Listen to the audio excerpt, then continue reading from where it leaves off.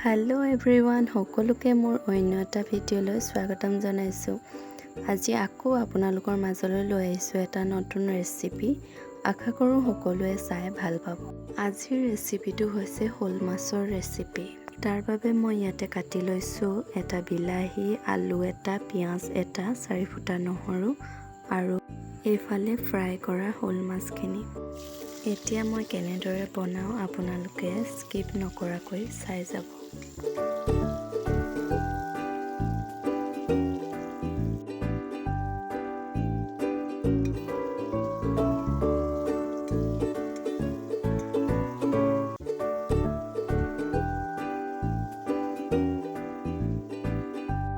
ইয়াতে মই অলপমান পানীত জিৰা গুড়ি, ধনিয়া গুড়ি আৰু হালধি দি মিলাই লৈছোঁ।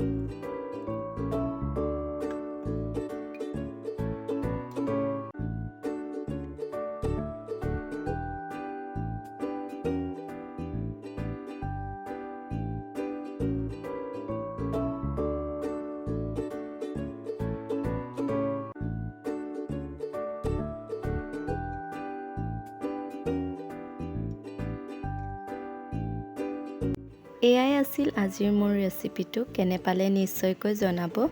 লগতে মোৰ চেনেলটি like, comment, share and subscribe কৰিবলৈ নাপাহৰিব।